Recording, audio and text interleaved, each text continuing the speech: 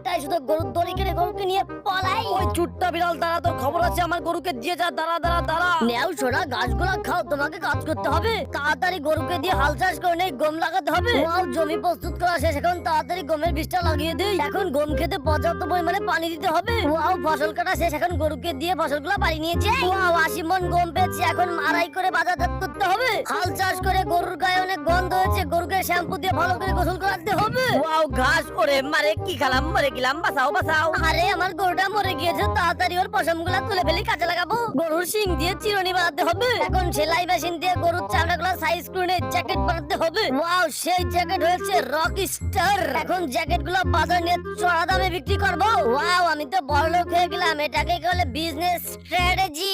এই যে গাড়িওয়ালা, দাঁড়াও দাঁড়াও, আমি বসন্তপুর চলে এসেছি, নেমে যাব। আরে আমি তো বসন্তপুর নেমে গেছি, নানি বাড়ি যাই। তাই তাই তাই, নানু বাড়ি যাই। আরে আমার সোনাচ্চা নানু ভাই চলে এসেছে। নানু ভাই তাড়াতাড়ি আমাদের বাড়িতে চলো, তোমার নানু অপেক্ষা করছে।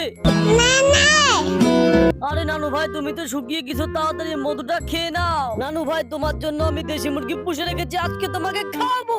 নম নম, মজা মজা, নানু সেই টেস্টি লাগছে। আরে আমার বিল্লু বাগনে দেখি, বেড়ার দেশের বিল্লু বাগনে, তোমার জন্য মালা এনেছি। নানু ভাই তাড়াতাড়ি মুরগি খাও, মুরগি খাওয়া শেষ হলে বাঘের সাথে খেলতে যাও। ওই নিমন্ত্রণ রইলো আমার বাড়ি, নিমন্ত্রণ রইলো সবার, ফিরতি পথে এসো তুমি, ঠিকানায় আমার পথের দুলি।